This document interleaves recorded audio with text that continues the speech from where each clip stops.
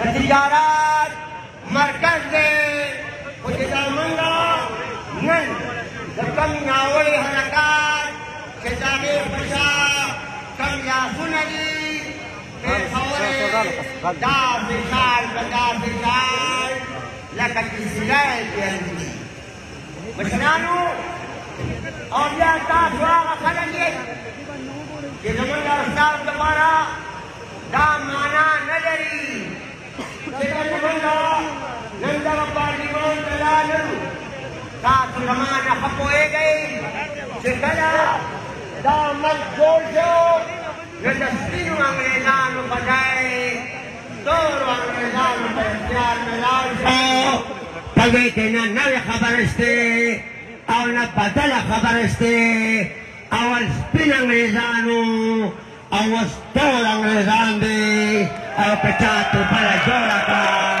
موږ ورته پوه کړو زه دا غرض ده د پښتونخوا د پارلمان دپاره نن توره ورځ ده توره ورځ مشرانو دا د اسمبلی د دیوال خوا کې چې دا امن او د جمهوریت علمبردار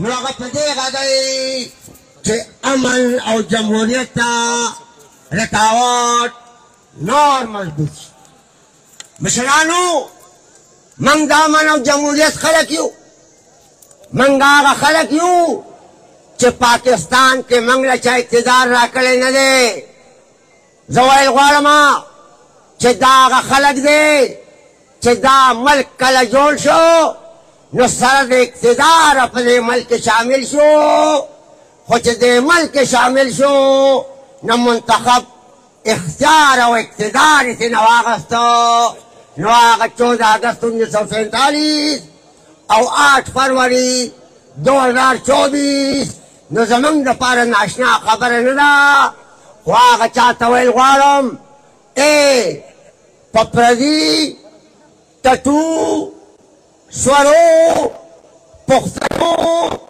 چې په پردي ټټو سورلی خوشحالېږئ دعا درته کولی شو ګنې که تاریخ خبره شي نو نن قیوم خان لم تاریخ په خپل کتاب کې ځای نه دی ورکړی نو ټټوانو تاسو له مسله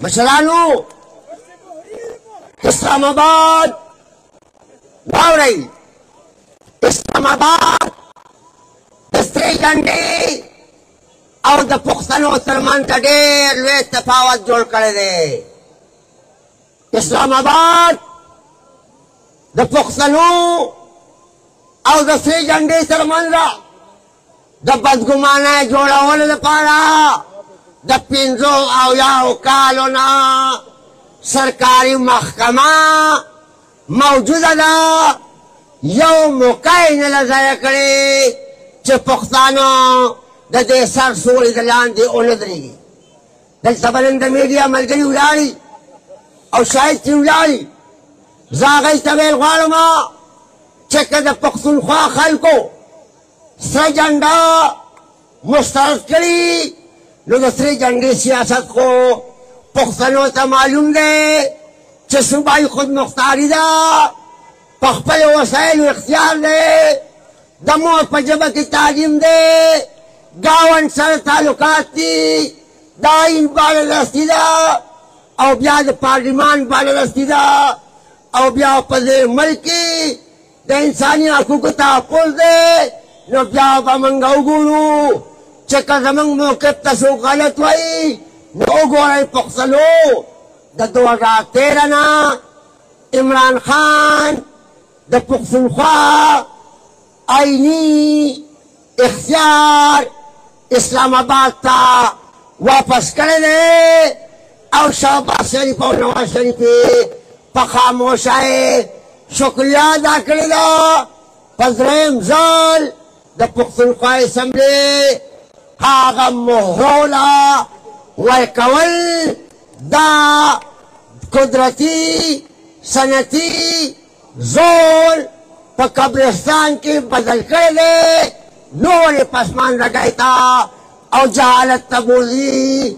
نو نن ټول کام ته ویل غواړو چې دا نن چې د چا چاټی نښه وه، د چا کلپی نښه وه، د چا چابی نښه وه،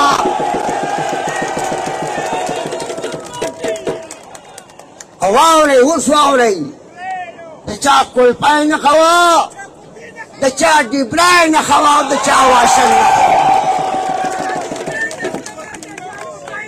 پښتنو زه ویل غواړم بعضې خلک ډډې ګرۍ مونږ پورې ډډې.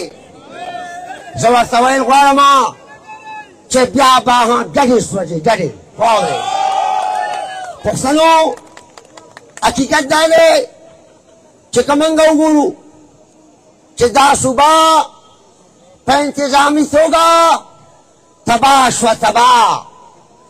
هله پلانو اخیستې هغه مهرو زه چا ذات پسې خبره نه کوم. خو واورئ پښتنو چې د ولي خان نصر ولیعلاني او څوک به ولیعلي تاسو یې وینئ. دا د سوچ خبره ده، دا د خندا خبره نه ده، د ذات نه، دا د سوچ خبره ده. پښتنو په مالي توګه یې دیوالیه کړو، په انتظامیه توګه یې د دې پښتنې د خاورې نه راجواله یې جوړه کړې ده. راجواله د سرې جنډې د بابا د سپایانو د دې خاورې سره لوز دی او د دې قام سره لوز دی چې دا مهرې به د دې قام او د دې خاورې د وسایلو نه زر ځله به د عزت برداره کېږي. خو دا قام به تر قیامته پورې د دې خاورې او د دې قام د وکالت د حقدارۍ دا بیداري دا که د خپل سر په قیمتي او دا که د خپل مال په قیمتي. پښتنو سوچ وکئ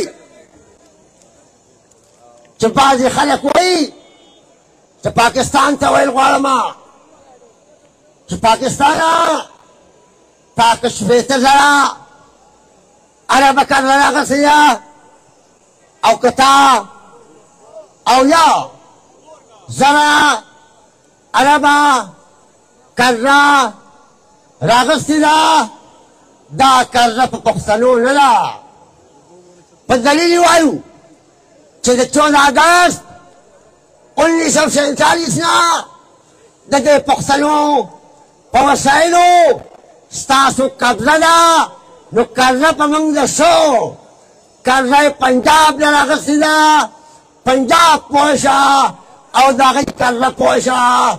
اوس به دا پښتانه میدان ته کېږي او پزه به لګي چې د سیره څو پخېږي انشاءالله کښې. بله خاوره خپل اختیار نه منو د بل اختیار، بله خاوره خپل اختیار نه منو د بل اختیار، بله خاوره خپل اختیار نه منو د بل اختیار. یو قدم یو اواز انقلاب انقلاب، یو قدم یو اواز انقلاب انقلاب. دا د باچا خان اواز انقلاب انقلاب، دا د ولي خان اواز انقلاب انقلاب، دا د انقلاب انقلاب انقلاب انقلاب. د بابا سپایانو خفه کېږئ به نه. تاریخ ته ګوره، تاریخ چې موږ او تاسو ټول پښتانه افغانان د میرویس نیکه اولاد دي، د میرویس نیکه. موږ او تاسو یې اولاد یو او دا په پردي ټټوټې سواره دي، دایم بچي دي. خو وخت ته وګوره چې ژبې ترې نه غوڅې کړي دي. د خپلې مور په ژبه کې خپلو بچو ته د تعلیم خبره نشي کولی. د خپلې خاورې او د خپل قام د مشکل او د حق خبره نشي کولی. په دې شرط ورته اقتدار ورکړی دی، په داسې شرطونو. خو یو اقتدار دی که د ټول دنیا اقتدار شي د باچا خان سپایان به داسې پلټوئ لکه فوټبال. زه وخت نور ستاسو نه لمه، خو دا مجاهده او دا مبارزه او دا کملان چې ولی خان کړی دی، چا کړی دی؟ چا کړی دی؟ چا کړی دی؟ ژوندي ولی کړی دی. نو دا موږ منو چې دا ژوندي ولی وویل چې جاؤ جاؤ جاؤ جاؤ. نو هغوی په خپل کتاب کې پښتانه په دوو برخو تقسیم کړي دي، په دوو برخو. یوې برخې ته خیراتیان وایي، دا چې په خپل ټټوي سواره، او دویمې برخې ته باغیان وایي چې دا تکه سره کرکنه جنډه ده. نو بیا واورئ پښتانه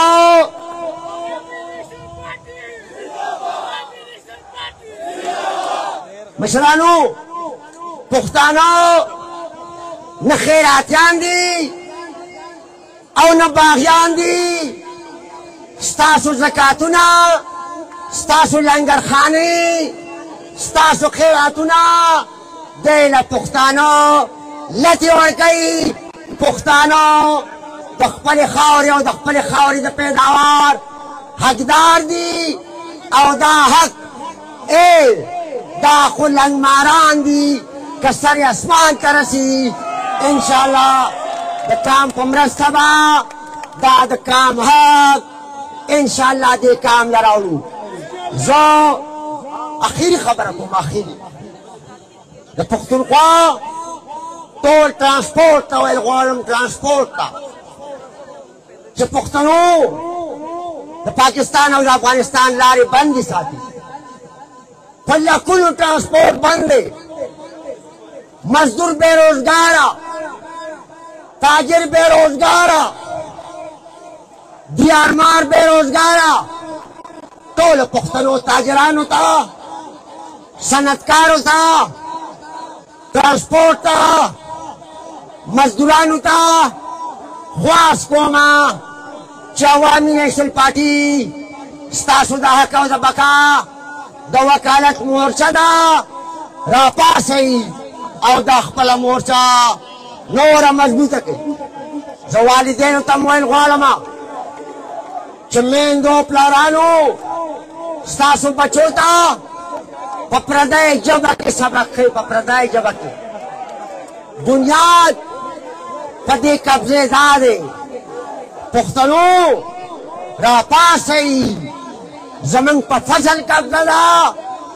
کم چې زمونږ نسل دی، بیا وجه دا ده چې نن ډېر ځوانان پردۍ سندرې وایي.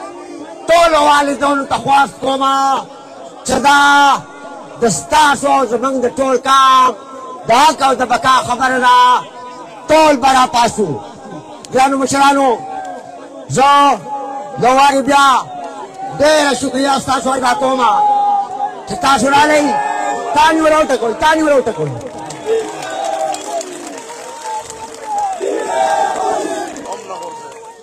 زه आवाज राखी जिंदाबाद. अवामी national party, अवामी national party, अवामी national party.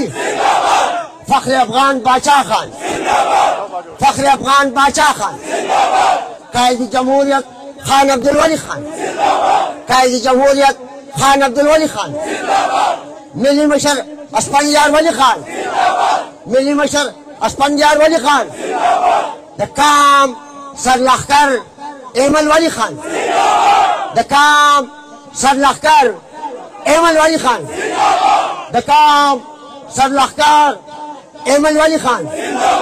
Toll पुख्तानो, टोल पुख्तानो, पप्रदी चटू स्वारो मुर्दाबाद, पप्रदी चटू स्वारो, पप्रदी चटू स्वारो, पप्रदी चटू स्वारो, कयूम खानी